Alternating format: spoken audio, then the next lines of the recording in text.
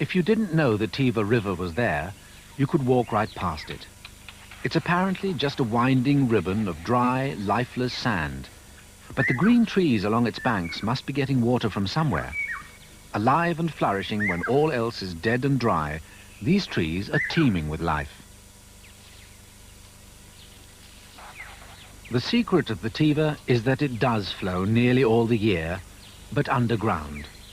Where the sand dips, water seeps up to form pools, small and infrequent, but infinitely precious.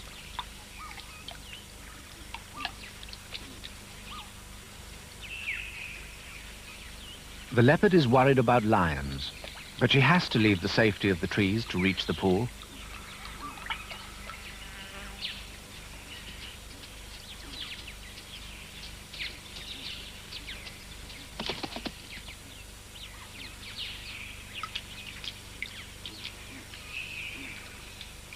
The lion knows she's up there somewhere, but there's nothing so smug as a leopard in a tree. Here at Roka, a rock barrier under the sand diverts the water and forces it to the surface where it flows for a short distance before disappearing again. It's the largest pool in the river, and it will last the longest. Here the animals will make their stand against the drought. It's incredible that fish can survive in pools which dry up every year. They're tilapia, only a couple of inches long and hunted all day by the storks.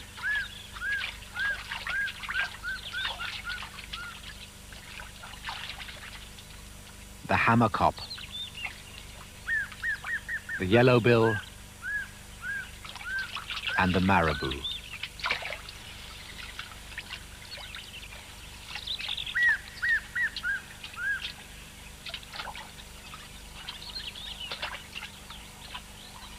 Out on the plains, the situation is getting desperate. She was the matriarch of the herd. The others are confused now that their leader is dead. They don't want to leave.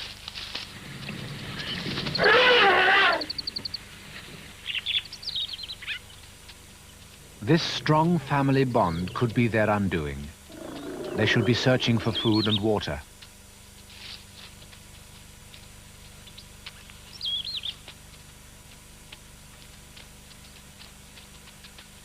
It's the same story everywhere. Animals on the move, heading for the river of sand, but faced each day with a longer trek as food close to the river is used up.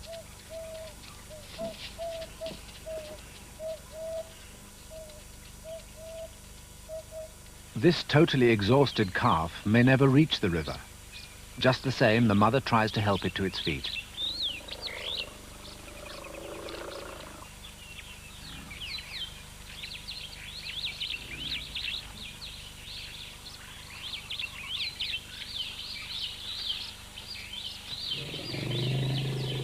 The matriarch urges the herd to move on, but the mother is determined to stay. There's a chance that the calf may recover in the cool of the evening. Beside the pool at Roka, life seems much the same, except for the behavior of a spur-winged plover. He is preparing to stake out a territory. And there's another. Maybe they're going to nest.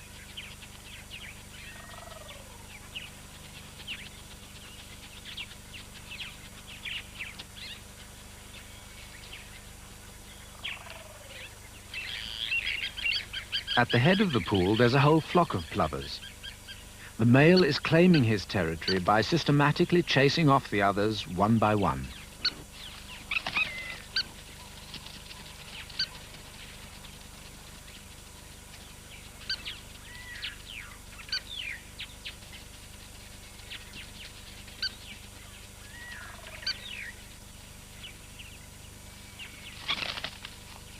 It seems odd to be thinking about nesting in the middle of a drought, but that's what they're doing. This is the chosen site for the nest.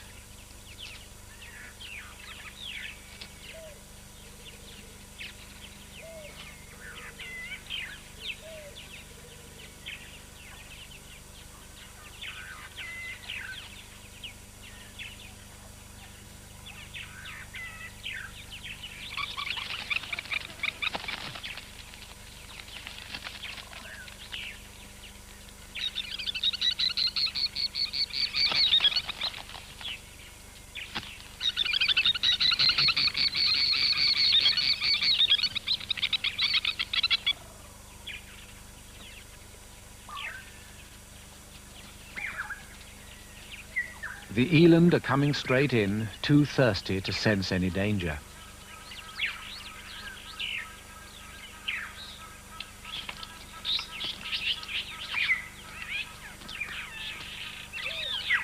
Not until they have drunk do the eland catch wind of the leopard.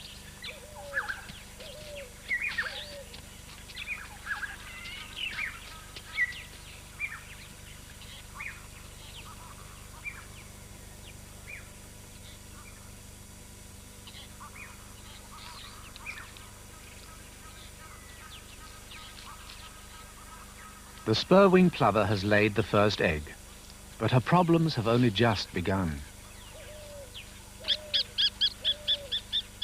The pair have nested on the edge of the pool, right in the path of any animal that comes to drink.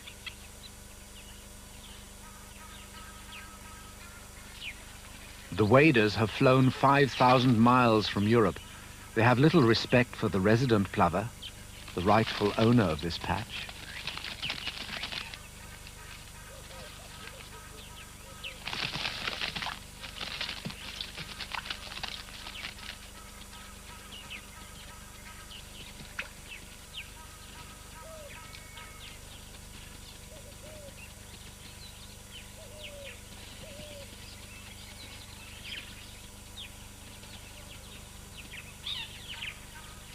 One kick from the impala's hoof is all that's needed to destroy that precious egg. But the plover knows what to do. It warns the intruders off by standing guard over the nest and flashing its wings.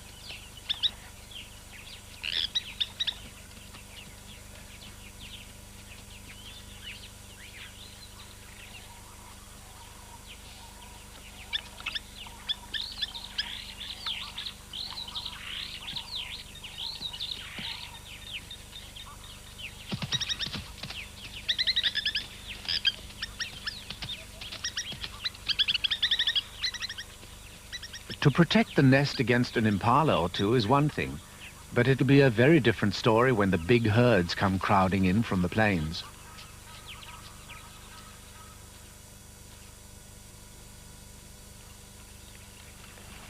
You can almost set your watch by the arrival of the sand grouse at Roker each morning.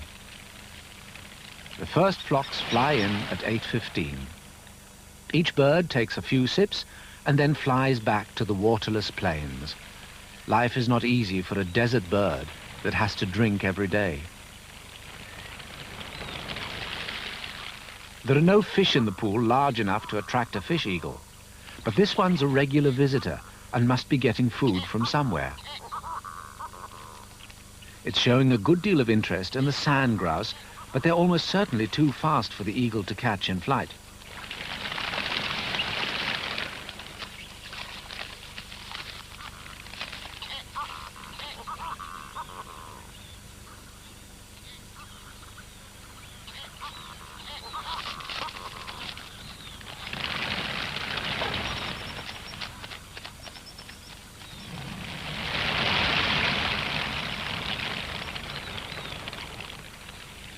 This hunter is a different proposition. A lanner falcon can take a bird on the wing at 70 miles an hour. Parties of sand grouse continue to fly in despite the risk, but they have no alternative. The falcon's attack begins way back so that it can build up speed for the strike. He's missed. So has the fish eagle. They must drink before they leave. The falcon is coming again. A strike, but he's dropped it. And the fish eagle moves in. The fish eagle has caught it.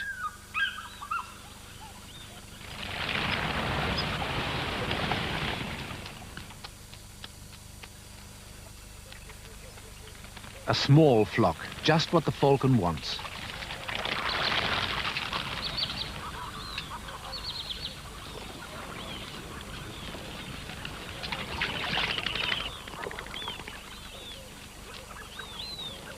This time the falcon does not make a mistake.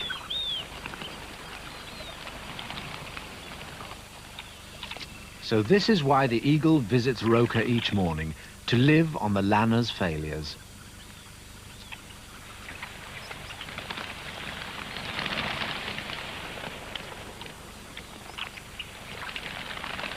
They're safe until 8:15 tomorrow.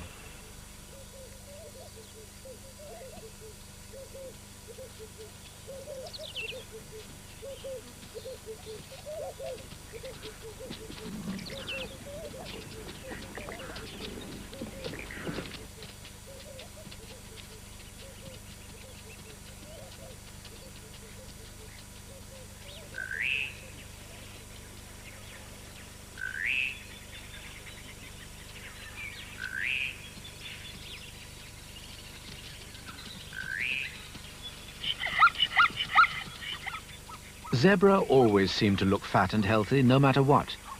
But the state of the others shows just how desperate the situation is becoming on the plains.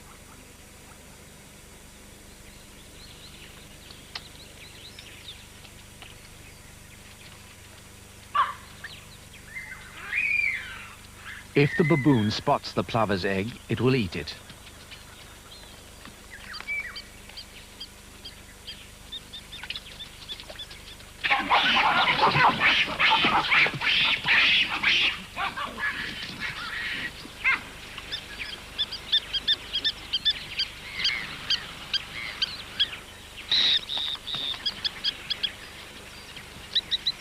The baboon is near the nest.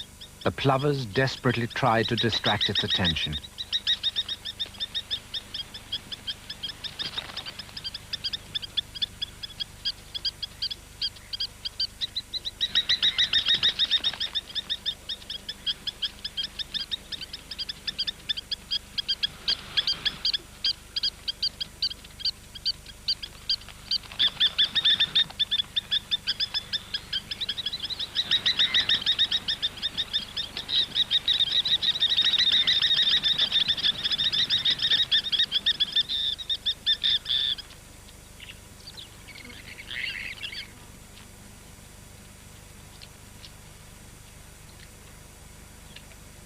While drinking, the plover cools himself by running water down his legs.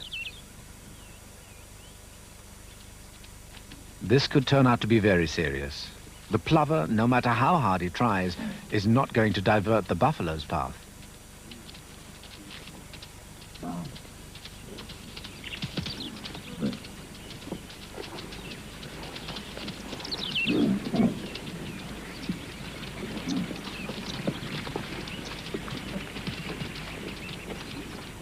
During the day, the pool loses as much water by evaporation as it does through animals drinking. But so long as the Tsavo continues to flow beneath its sandy bed, it will fill up again during the night.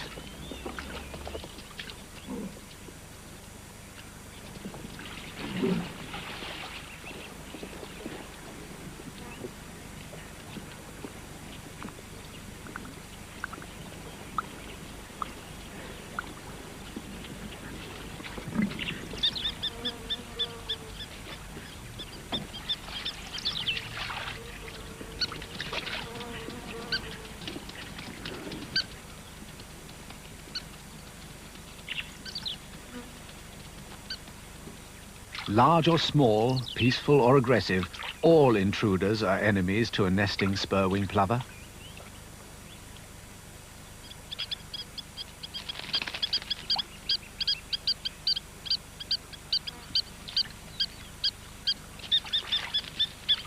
The Hadida ibis wouldn't harm the egg if it did see it. Neither would the Egyptian goose.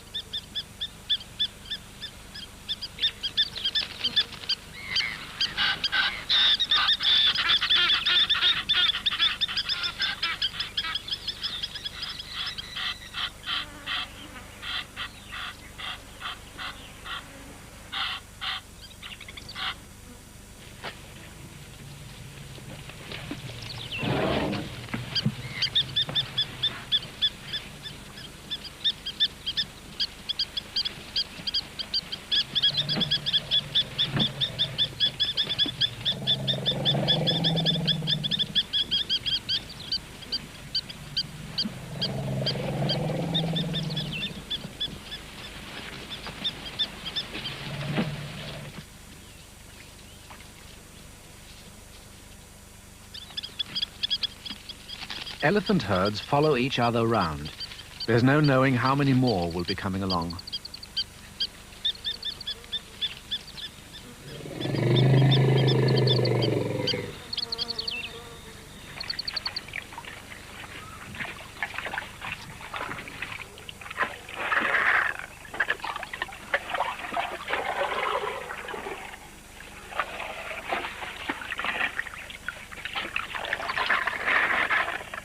It takes a while to drink 40 gallons.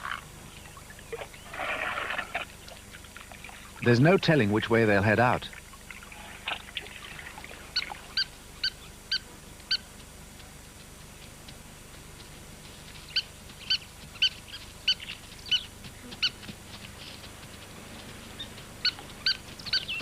Size does not impress a plover.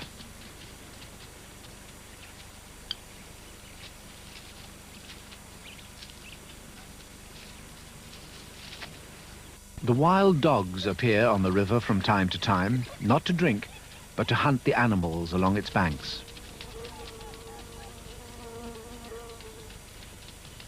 The adults leave the young dogs while they comb the bush along the banks for prey.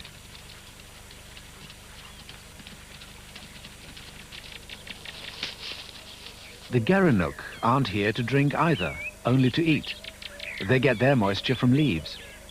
Like all the other antelope on the Tiva, they are the natural prey of the wild dog.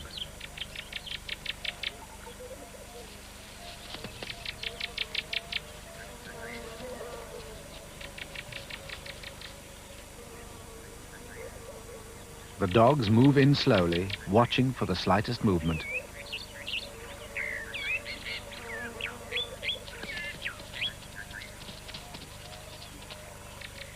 When the chase starts, the pack splits up, spreading panic among their intended victims.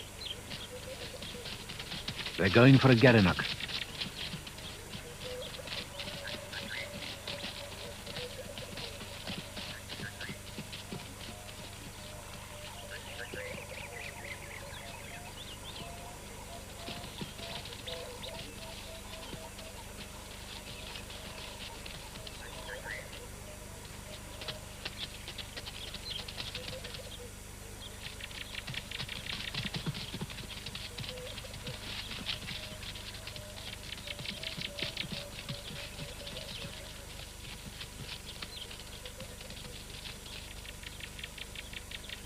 It's the gerenuk hiding from the dogs. If she doesn't panic, she may have a chance.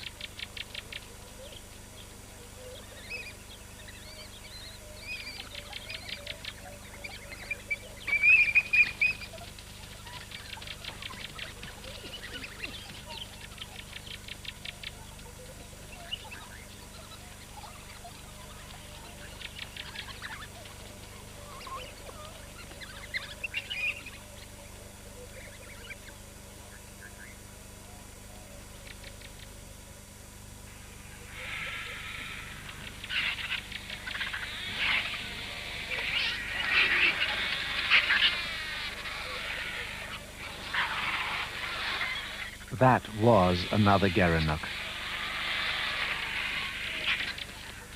The dogs are coming back.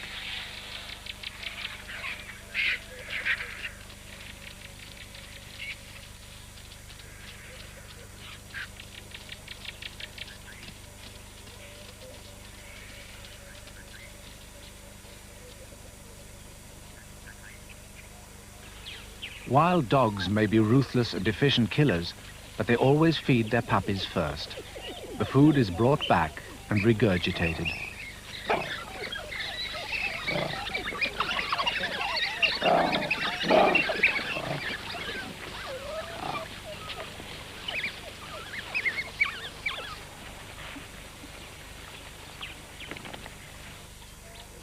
By keeping quite still and calm and merging with its background, the gerenuk lives to feed another day.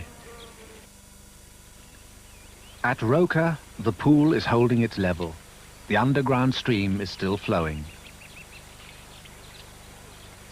It's a long way across the open sand to the water.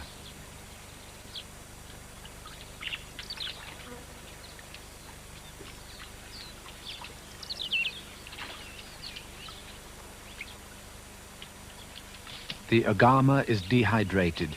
It has to drink now or die.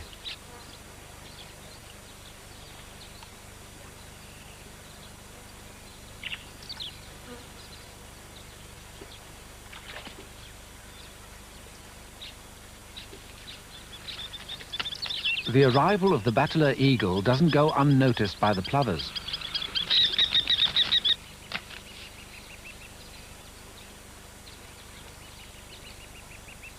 Although the pool looks permanent, the flow could cease at any moment. Because the Roker pool is the only water left, a second male bateleur has to drink next to a bird from a rival territory.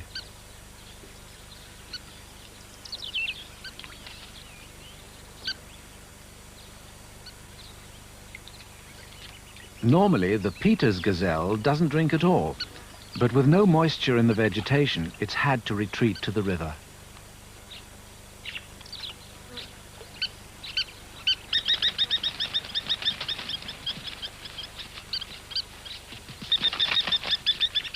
The young bateleur has come to drink.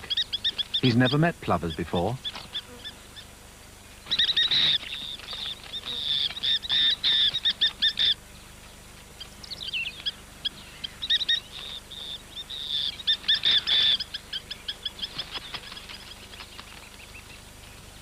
Every other day, these two old buffalo bulls visit the pool together.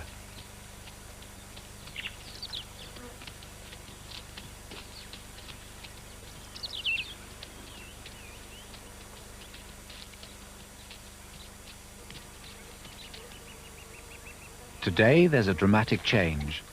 The elephant is not drinking. The underground flow has dried up and the water has turned saline. It's only a question of days now before the pool too dries up.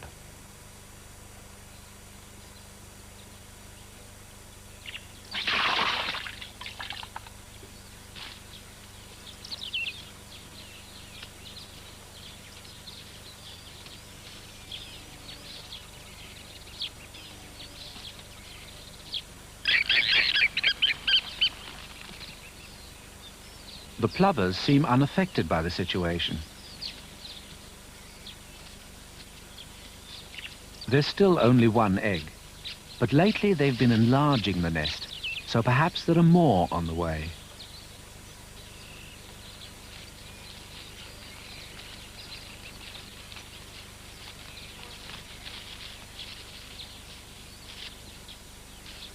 The male flicks stones and twigs to his mate with amazing accuracy.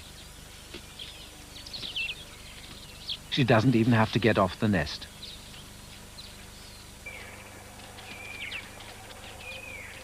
The dogs have found the two old buffaloes. They died together right by the water where they came to drink.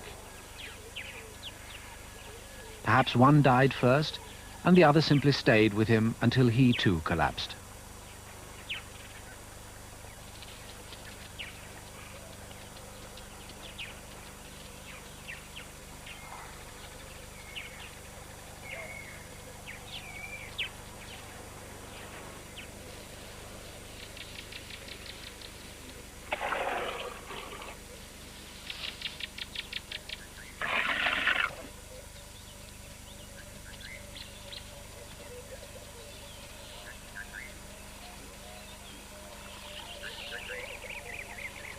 Once the surface water has gone, it's only the elephant who knows the secret of survival along the Tiber.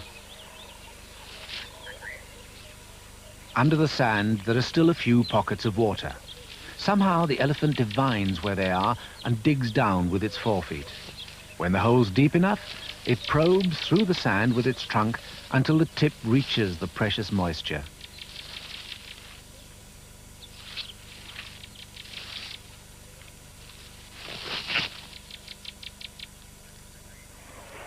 The last bit is the most difficult. The elephant has to suck out the sand without the sides of the hole collapsing, and then wait patiently while the water seeps in.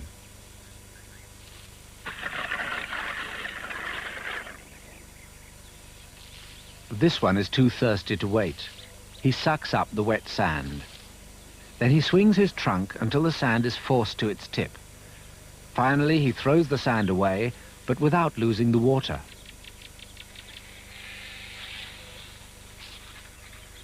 There goes the sand.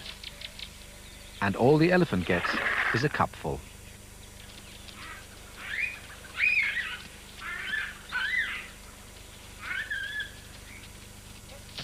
The elephants spend many hours getting their fill. Other animals must wait.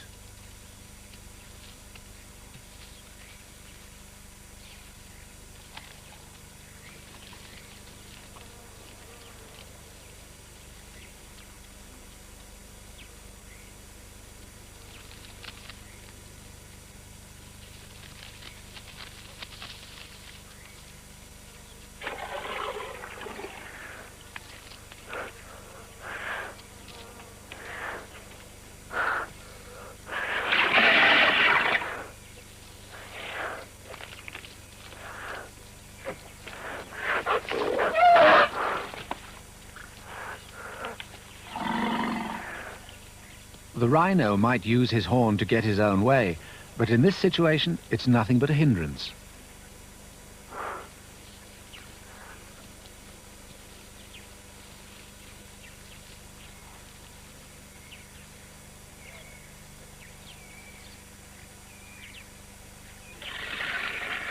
His horn has knocked the hole in. All he can do now is dig as best he can to get a mouthful or two.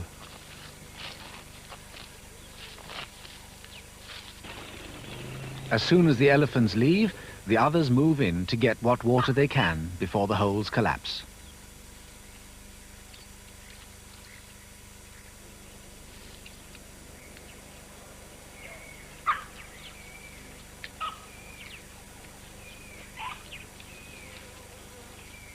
None of these animals could exist here were it not for the elephants and the underground supply of water below the surface of the river of sand.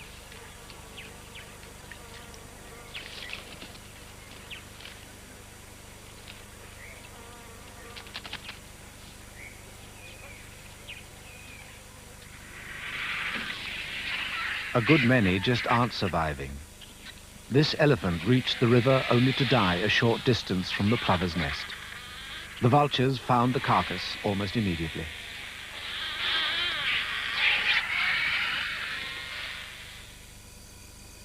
In the cool of the night, lions and other scavengers move in on the victims of the drought.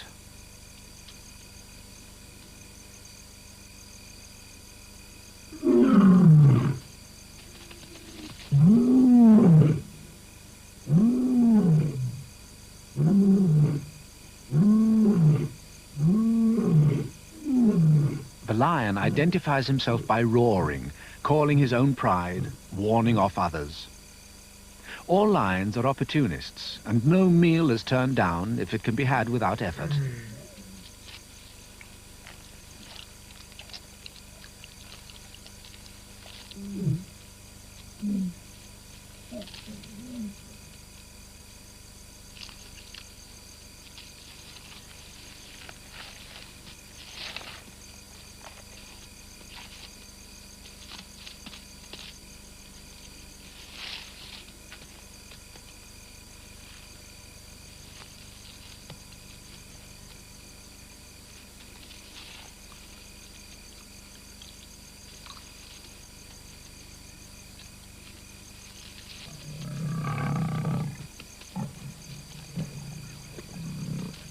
Until the lions have finished, the other scavengers will have to stay on the sidelines.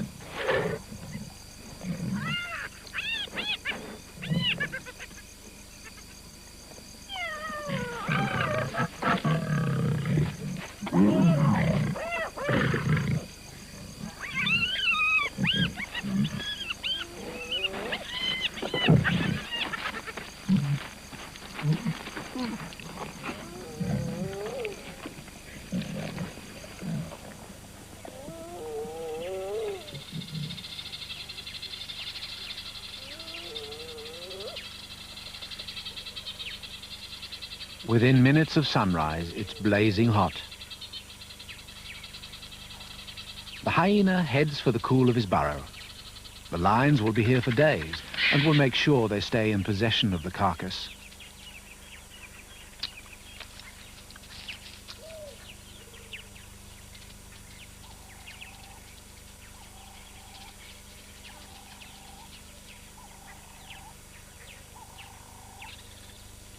At Roka, the plovers are in trouble again. Marabous will eat anything, and they've landed right beside the nest.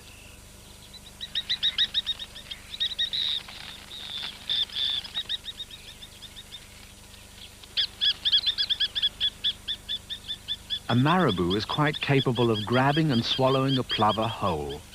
Despite this, the plovers offer themselves as bait to lead the enemy away.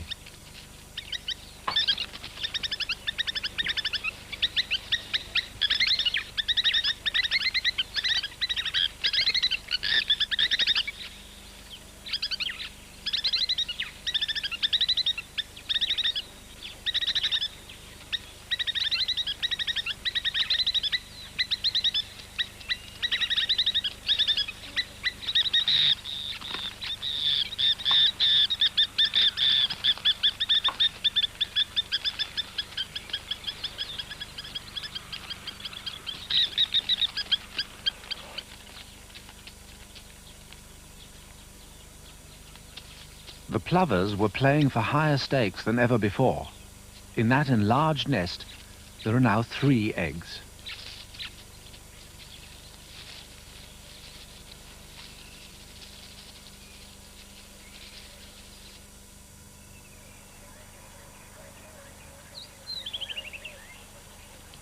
If the rains had arrived on schedule, life would have been far less dangerous for young water birds like these Egyptian geese.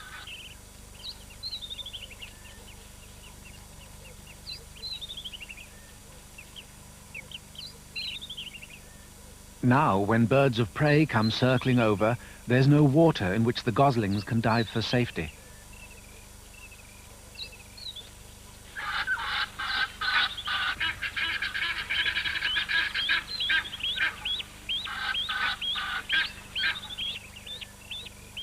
They must take cover by hiding among the rocks.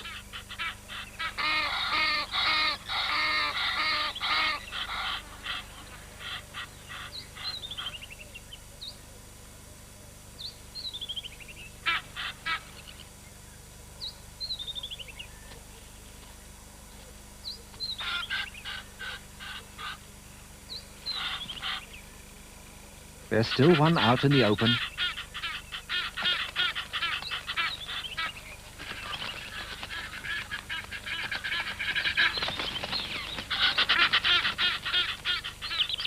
A gosling who has been dropped by a tawny eagle is a very lucky gosling indeed.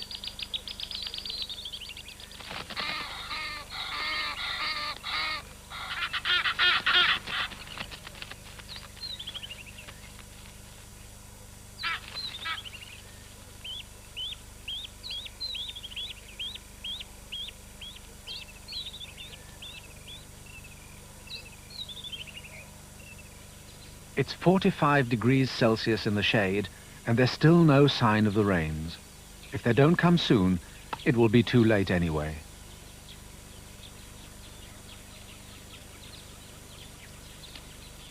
The plovers take turns on the nest. It must be 60 degrees out in the sun. Only a few minutes of exposure at this temperature would cook the eggs. The other plovers haven't even attempted to nest.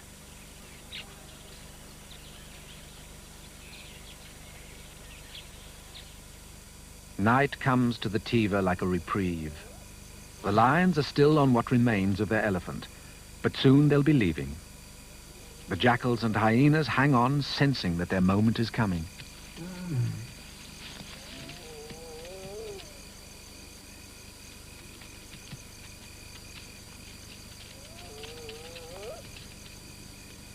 The lions have eaten an enormous amount, but on such a huge carcass, there's plenty left for the smaller scavengers.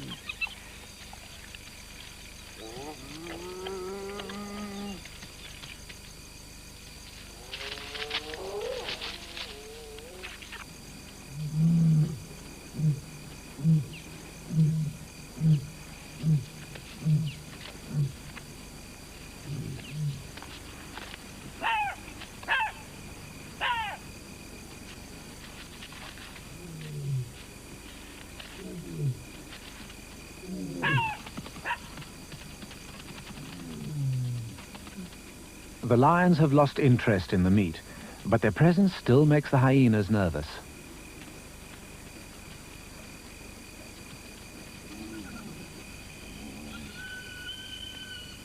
The striped hyena is solitary, but seems less nervous of the lions than the others.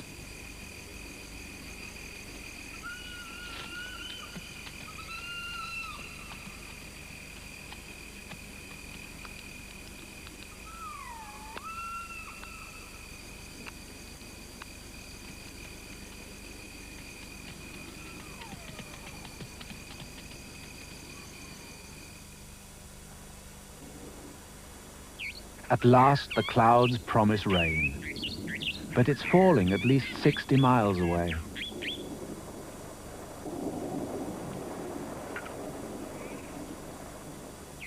Any clouds that do come this way burn up in the heat rising from the plains.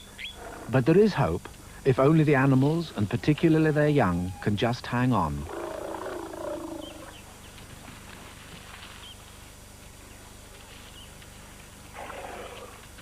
The water is almost out of reach now. Desperate to get to it, the calves keep on pushing in the sides of the holes. Even so, the cows show amazing restraint and let them get what they can.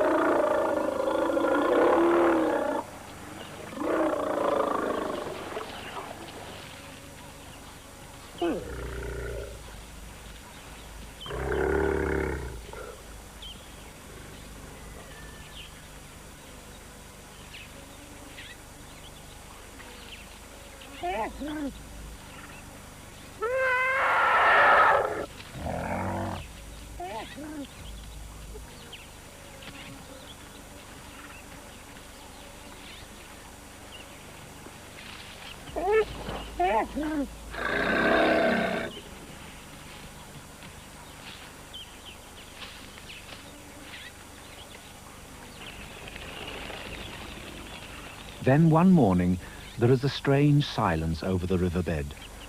There are no elephants around, just a few animals scratching the dried-out holes.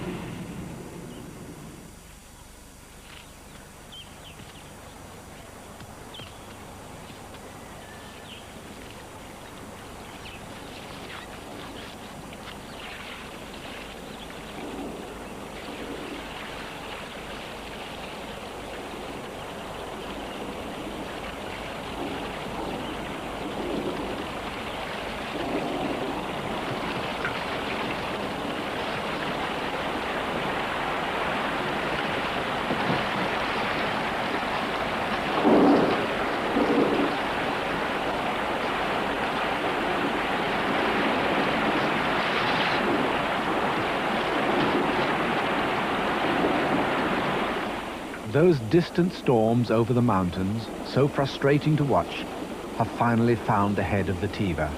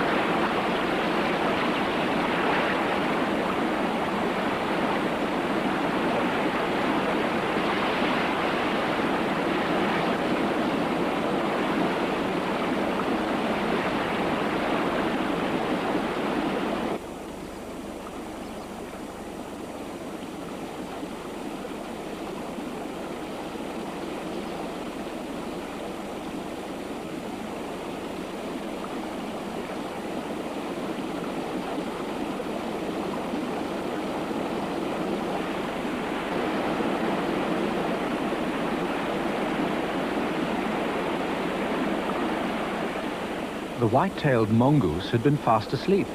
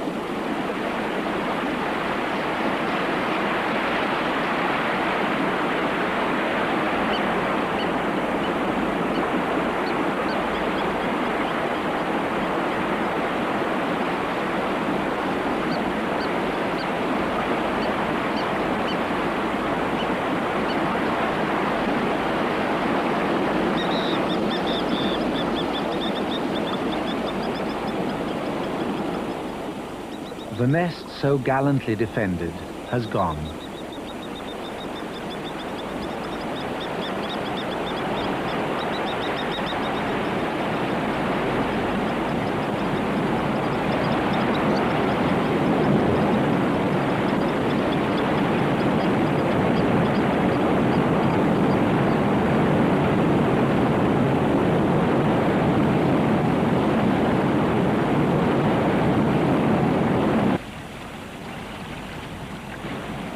The Tsavo is a river again. For the plover, the coming of the water is a tragedy, but for the geese, it's a deliverance.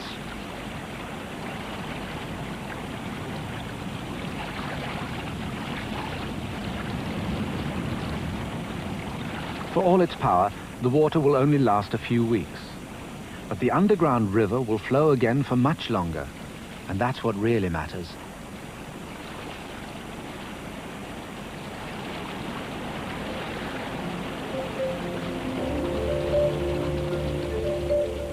The plovers, undeterred, are back on the bank at Roka. Almost immediately they're courting again, the male staking out a nesting territory and chasing off rival plovers in his own inimitable fashion.